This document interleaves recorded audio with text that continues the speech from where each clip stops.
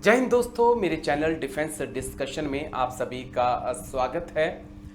आज एक अहम मुद्दे पर मैं बात करने वाला हूं। किसी एक्सपर्ट्स को आज नहीं मैं बुला रहा हूं, लेकिन क्योंकि आप लोग बहुत प्यार दे रहे हैं मुझे, मेरे वीडियो को पसंद कर रहे हैं, लगातार कमेंट्स कर रहे हैं, उसके लिए दिल से शुक्रिया शुक्रिया। ऐसे ही एक हमारे भाई हैं यदुवंशी 4871, उन्होंने एक कमेंट मेरे लिए किया है, तो मुझे लगा कि मैं इसके ऊपर वीडियो बनाऊं और अपनी बात मैं रख सकूं। लेकिन उससे पहले यदुवंशी 4871 क्या कह रहे हैं वो मैं आपको बता दूं, उसके बाद मुझे लगता है कि वीडियो बनाकर आगे फ़ायदा है। वो कहते हैं कि राजेश सर, सिर्फ आप ही मणिपुर पर वीडियो बनाते हैं, गोदी मीडिया सिर्फ इजराइल से टीआरपी बटोर रही है, अंधेर नगरी चौपट राजा, मोदी चुप हैं, मणिपुर चाहे मर जाए। ये बात यदुवंशी जी कह रहे हैं कि सर आप मणिपुर पर वीडियो बनाते हैं और इजराइल जो गोदी मीडिया है वो इजराइल पर वीडियो बना रहा है, उनको टीआरपी मिल रही है। देखिए, पहले यदुवंशी भाई, मेरे असम राइफल के भाइयों, मेरे अग्निवीर भाइयों और तमाम जो युवा मेरे साथ जुड़ते हैं, मुझे देखते हैं, मैं एक बात क्लियर कर दूं कि मुझे किसी टीआरपी का शौक़ नहीं है। 16 साल 16.5 साल मैंने इंडियन आर्मी में गुजार चुका हूँ, रिटायर हो चुका हूँ, लाइफ की सेकंड पारी शुरू कर चुका हूँ और ज़िंदगी अच्छी खासी है। भगवान इतना देता है कि 3 टाइम भोजन खा लेता हूँ और आगे अपने परिवार को खिला देता हूँ। टीआरपी का कोई शौक़ नहीं है, बहुत ज़्यादा मेरे व्यूज़ आए हैं, मुझे इसका भी शौक़ नहीं है कि मुझे मिलियंस चाहिए, मैं कुछ भी नैरेटिव आपके सामने पेश कर दूं, तो मुझे ऐसा भी कोई शौक़ नहीं है। मैं चाहता हूं कि मुद्दों की बात हो, जो मुद्दे उठाए जाने चाहिए उन पर बात हो। जैसे मणिपुर है जिस पे मैं बात करता हूं, जिस पे यदुवंशी भाई ने भी कहा कि सर आप इस पे वीडियो बनाते रहते हैं। बिल्कुल मैं बनाता रहूँगा, क्योंकि मुझे लगता है कि इस समस्या का हल होना चाहिए। इस समस्या को मोदी सरकार को बहुत जल्द सुलझा लेना चाहिए था। कई बार मुझे ऐसा भी लगता है कि ये किसी के इशारे पर, किसी बड़े के इशारे पर ये समस्या जो है पैदा की गई है, क्योंकि कुकी मेतेई के बीच पुराना विवाद है, दशकों पुराना विवाद है, लेकिन ये इस हद तक पहुंच जाएगा और इतने आधुनिक हथियार दोनों के पास आ जाएंगे और इस हद तक नफरत दोनों में भर जाएगी और प्रशासन को पता ना हो, आईवी को पता ना हो, तमाम इंटेलिजेंस एजेंसियों को पता ना हो, ये तो हो नहीं सकता। मैं कभी इस चीज़ पे यकीन नहीं करता, दिल से कहूँ आपसे।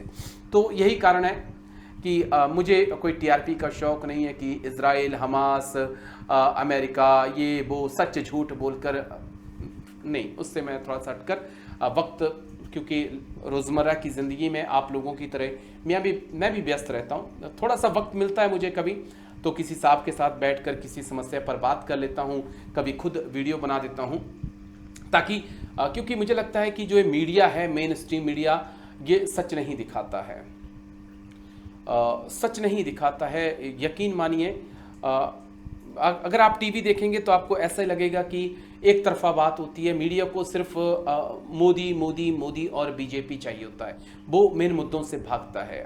देश का सबसे बड़ा चैनल आज तक है, आप कभी देखिए कि मणिपुर पर खुलकर वो रिपोर्टिंग करते हैं, या खुलकर वो कभी एक हफ्ते तक भी कंटिन्यू डिबेट कर रहे हो।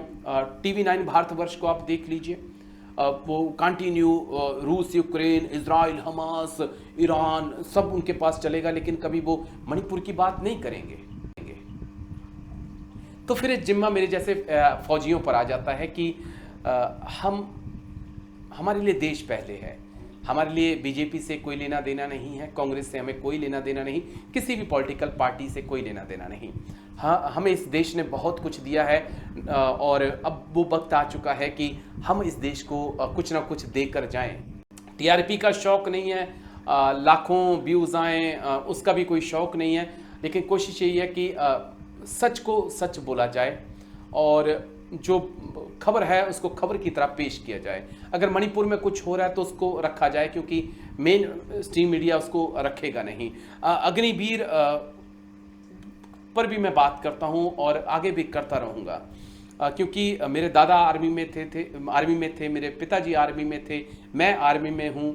आर्मी में था, अब आगे चाहूँगा कि अगर जो मेरा बेटा है वो भी आने वाले वक्त में भारतीय सेना में जाए, लेकिन मैं कभी नहीं चाहूँगा कि वो अग्निवीर बने। और जब मैं ये नहीं चाहूँगा कि मेरा बेटा कभी अग्निवीर बने, तो मैं ये क्यों चाहूँ कि दूसरे जो मेरे जूनियर्स हैं वो अग्निवीर बने। क्योंकि क्यों नहीं बने? क्योंकि हम सब लोअर मिडिल क्लास से आते हैं, हम उस परिवार से आते हैं जिसका फादर आर्मी में होता है या किसी का पिता मजदूर होते हैं, छोटी मोटी नौकरी करके वो बच्चों को पाल रहे होते हैं। वही लोग तो भारतीय सेना में जाते हैं।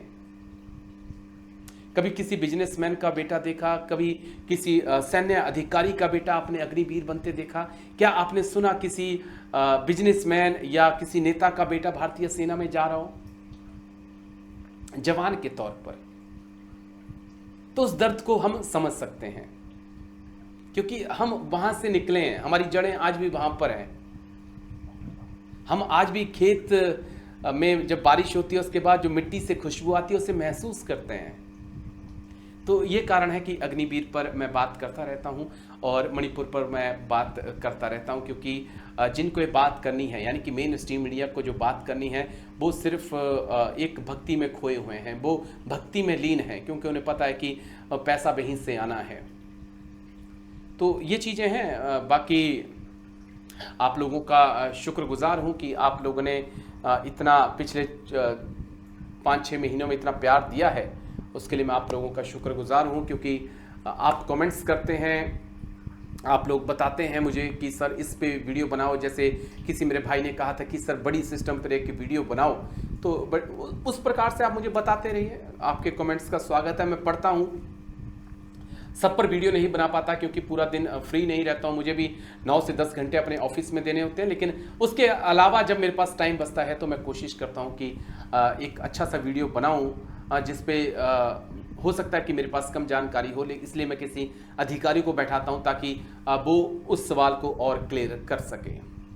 तो शुक्रिया आपका यदुवंशी, बहुत बहुत शुक्रिया आपका कि आपने इस बात को रखा और आज कई बातें मेरे दिल से निकल कर सामने आई। आप इसी प्रकार से प्यार देते रहिए।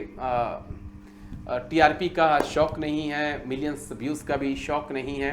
भगवान से इतनी प्रार्थना रहती है कि 3 टाइम का खाना मिलता रहे और शरीर स्वस्थ रहे, और ताकि मैं आप लोगों से मुखातिब होता रहूं।